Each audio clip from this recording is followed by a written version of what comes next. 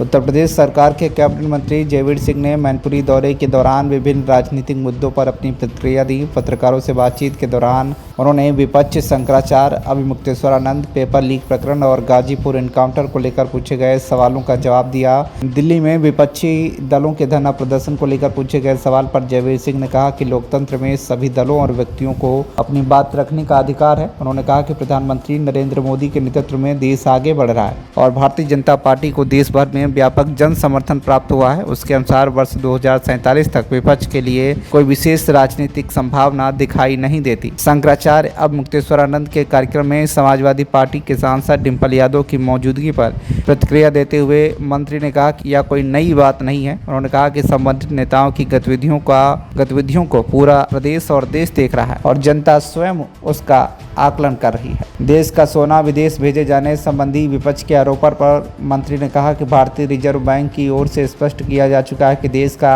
1 ग्राम सोना भी बाहर नहीं गया है। उन्होंने कहा कि इस अधिकृत बयान सामने आने के बाद किसी प्रकार की भ्रम की स्थिति नहीं रहनी चाहिए। लोकल जनता पार्टी धरना देने जा रही है, क्या कहेंगे?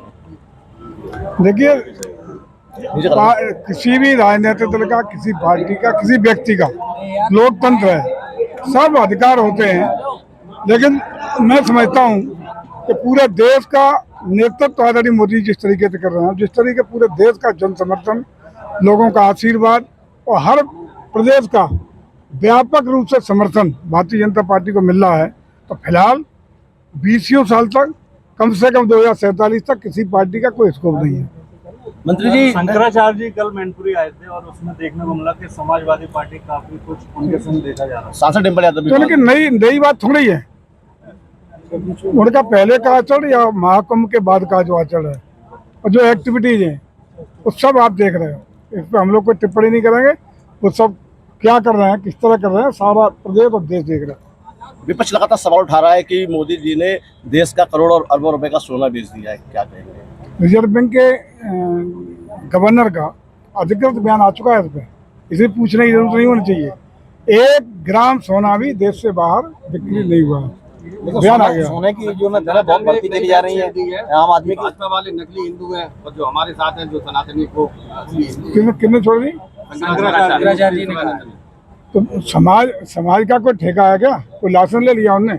समाज से पूछो, समाज का, पूरे देश के हिंदू समाज का आशीर्वाद, जन समर्थन और पूरी ताकत के साथ समर्पण भारतीय जनता पार्टी और उनके नेताओं के लिए, मोदी जी के लिए समर्पित है। साफ इंगित कर रहा है कि हाल क्या है। कुछ किसी के एक आदमी के कहने से कोई लाइसेंस थोड़ी मिलेगा, सर्टिफिकेट देते हैं क्या वो?